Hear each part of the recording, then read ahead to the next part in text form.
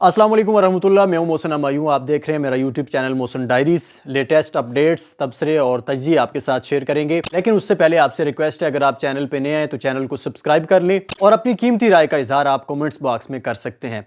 सबसे पहले बात करेंगे इंजीनियर मोहम्मद अली मिर्ज़ा साहब के केस से जुड़ी ख़बर के हवाले से।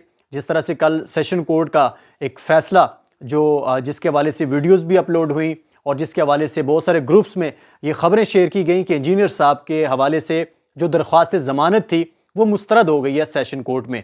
उस हवाले से जो इंजीनियर साहब की कानूनी टीम थी उसकी तरफ से भी जिन खदशात का इज़हार किया जा रहा था कि चूँकि बहुत ज़्यादा देर लगाई जा रही है, डिले किया जा रहा है इस मामले को, तो ये इस बात की निशानी है कि ये जो दरख्वास्त है ये मुस्तरद हो चुकी है। इसके अलावा ये भी कहा जा रहा था कि हाई कोर्ट ने ज़ाहिर बात है आर्डर किए हैं कि आप बहुत सारी चीज़ों को ज़ेर गौर लाएँ, तो उस वजह से सेशन कोर्ट में बहुत ज़्यादा देर लगाई जा रही थी। 2 दिन यहाँ पे लगाए गए और हर चीज़ को तफसील से देखा गया। और ये भी था कि अगर ये फ़ैसला इंजीनियर साहब के हक़ में किया जाता है तो ये सवालात उठेंगे कि पहले जो फ़ैसला था वो नाइंसाफ़ी पे मबनी था, अब हाई कोर्ट ने दबाव डाला है तो उसके बाद ये फ़ैसला किया गया है, तो इस तरह भी उनकी क्रेडिबिलिटी पे सवाल उठ सकता था। और इसके साथ साथ ये खदशात भी इनका इज़हार किया जा रहा था कि जो जस्टिस तारिक अयूब साहब हैं उनके क्रेडिट पे कोई इस तरह की चीज़ नहीं है कि कभी उन्होंने इस किस्म का फ़ैसला किया हो, कभी किसी मुल्ज़िम को इस तरह के हसास जो इल्ज़ाम है और उस केस में उन्होंने दरख्वास्त ज़मानत मंजूर की हो। तो इस तरह की तमाम चीज़ें जो खदशात हैं उनका इज़हार किया जा रहा था कि दरख्वास्त ज़मानत जो है वो मुस्तरद है। और फिर बाकायदा तौर पर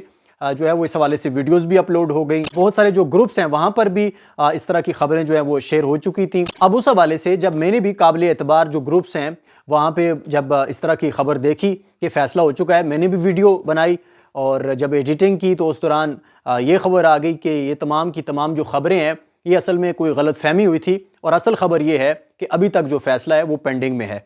तो फिर मैंने वो वीडियो जो है उसको अपलोड करना मुनासिब नहीं समझा, क्योंकि ये एक अखलाकी जुर्म ही बन जाता है जब आपको एक चीज़ का पता चल जाए कि ये इसमें सदाकत नहीं है और सच आपके सामने आ जाए, फिर भी आप आवाम के सामने जो है वो उसको शेयर करें। तो मैंने फिर उस वीडियो को अपलोड नहीं किया। तो अब इस हवाले से जो ताज़ा तरीन सूरत हाल है वो इंजीनियर मोहम्मद अली मिर्ज़ा साहब की कानूनी टीम के जो रुकन है एडवोकेट मोहम्मद इरशाद साहब, उन्होंने वाज़े की है और उन्होंने जो गलत फहमी थी उसकी भी वजाहत की है। चलें उनका बयान सुनते हैं कि ये जो गलत अफवाह फैलाई गई या ये जो गलत फहमी थी इसकी वजूहात क्या हैं।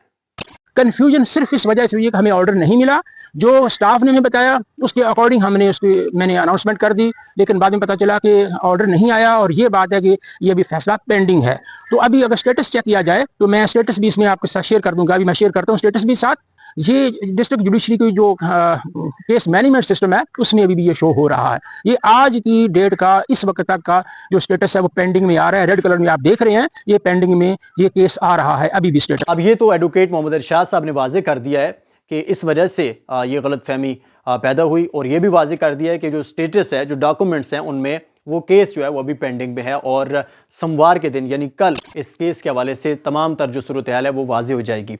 लेकिन अब सवालात ये हैं कि क्या कल भी इसी किस्म का केस का फ़ैसला आने की तवक्कुआत हैं। जिस किस्म के खदशात अभी मैंने थोड़ी देर पहले आपके साथ जिक्र किए हैं, इंजीनियर साहब की कानूनी टीम की तरफ से उनका इज़हार किया गया था कि ये तमाम तर वजूहात हैं, ये सामने की चीज़ें हैं, इसको नविश्ता दीवार आप कह सकते हैं कि इस फ़ैसले की तवक्को नहीं रख सकते कि सेशन कोर्ट से इस किस्म का फ़ैसला आएगा। अगर आएगा तो ये एक तारीख़ी फ़ैसला होगा और ये एक तारीख़ बदलने वाली बात होगी। लेकिन बहरहाल जब तक फ़ैसला नहीं आ जाता तब तक अच्छे की उम्मीद रखनी चाहिए। तो इस हवाले से आप अपनी राय का इज़हार ज़रूर कर सकते हैं कमेंट्स में कि क्या कल जो सेशन कोर्ट का फ़ैसला होगा वो इंजीनियर साहब के हक़ में होगा या जो इंसाफ है या जो रिहाई है इंजीनियर साहब की ज़मानत है वो हाई कोर्ट से मिलेगी।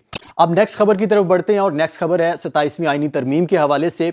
बहुत सारे जो उलमाए कराम हैं उन्होंने इसको गैर इस्लामी करार दिया है। अभी इस हवाले से जो ताज़ा तरीन अपनी राय का इज़हार किया है इस बारे में मोहतरम जावेद अहमद गामदी साहब हैं। चलें उनकी राय सुनते हैं कि वो इस इस्तिस्ना के हवाले से क्या कहते हैं। पर अगर एक शख्स किसी इलाके का ज़िम्मेदार ठहराया गया है तो वो अपने मनसब के तकाज़े पूरे करने के लिए अहकाम देता है, हिदायत देता है। उनसे मुतल्लक ये इस्तिस्ना तो हमेशा मौजूद है कि वो अपने इंतज़ामी मामलात में अपने ही ज़िम्मेदार लोगों के सामने जवाब दे, वही उसका मुहासबा करेंगे। लेकिन अखलाकी मामलात में कोई इस्तिस्ना उसको ना उस मौके पर होता है, ना होना चाहिए, ना अल्लाह ताला के दीन में इसकी कोई गुंजाइश। अब यहाँ पे एक दिलचस्प सवाल पैदा होता है कि इस्लामी नजरियाती कौंसल जिसका मकसद ये था बनाने का कि आईने पाकिस्तान में جب اس طرح کی کوئی چیز نظر آئے گی جو غیر اسلامی ہوگی، جو اسلام کے اگینسٹ ہوگی، تو اس پہ اسلامی نظریاتی کونسل نے آواز اٹھانی ہے، اس پہ اپنی رائے دینی ہے، اس قانون کے متعلق آگاہ کرنا ہے پارلیمنٹ کو۔ اب مزے کی بات یہ ہے کہ یہاں پہ مختلف جو مکاتب فکر کے علماء کرام ہیں واضح انداز میں وہ اس چیز کو غیر آئینی، غیر اسلامی، غیر شرعی قرار دے رہے ہیں۔ ابھی آپ نے جاوید احمد غامدی صاحب کی بات بھی سنی، اس سے پہلے مفتی تقی عثمانی صاحب، علامہ ہشام علی ظہیر صاحب اور جماعت اسلامی کے امیر حافظ نعیم الرحمان صاحب، تمام کے تمام اسلامی مکاتب فکر سے تعلق رکھنے والی جو شخصیات ہیں انہوں نے اس کو غیر اسلامی، غیر شرعی قرار دیا ہے۔ لیکن اسلامی نظریاتی کونسل یہاں پہ خاموش نظر آتی ہے۔ اگر کہیں پہ آپ کو اسلامی نظریاتی کونسل کے حوالے سے اس قسم کا کوئی بیان نظر آیا تو آپ مجھے کومنٹس میں ضرور بتائیے گا تاکہ میری اصلاح ہو سکے، اور کل کی جو ڈائری ہے اس میں ہم اسلامی نظریاتی کونسل کو اپریشیٹ کر سکیں، کیونکہ ایک مسلمان کو، ایک اسلامی اسکالر کو گستاخ قرار دینے میں اسلامی نظریاتی کونسل کے تمام ارکان پیش رہے، لیکن جس حوالے سے ان کو بنایا گیا تھا اس ادارے کو کہ وہ کوئی غیر اسلامی آئین میں کوئی اس طرح کی کوئی دفعہ شامل ہوگی، کوئی اس طرح کی بات ہوگی، وہ اس پہ آواز اٹھائیں گے، آگاہ کریں گے حکومت کو۔ لیکن ابھی اس حوالے سے جب تمام مکاتب فکر کے علماء اکرام اس کو غیر شرعی، غیر اسلامی قرار دے رہے ہیں، تو اسلامی نظریاتی کونسل کی طرف سے ابھی تک کوئی چیز نظر نہیں آ رہی ہے۔ نیکسٹ خبر مولانا فضل الرحمان صاحب کے حوالے سے ہے۔ مولانا فضل الرحمان صاحب نے بنگلہ دیش میں ایک بہت بڑے اجتماع سے خطاب کیا ہے جس کا عنوان تھا ختم نبوت کانفرنس۔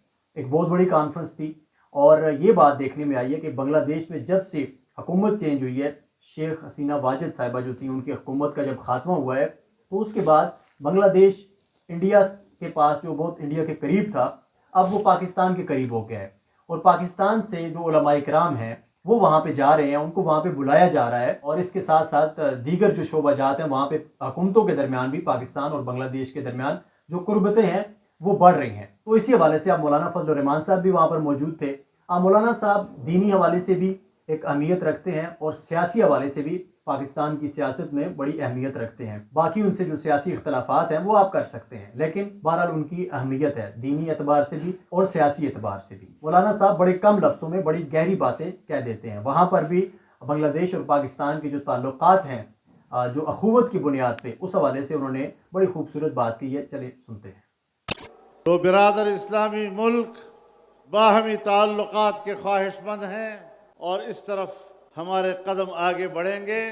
آپ پیدل ہماری طرف آئیں گے تو ہم دوڑ کر آپ کی طرف آئیں گے۔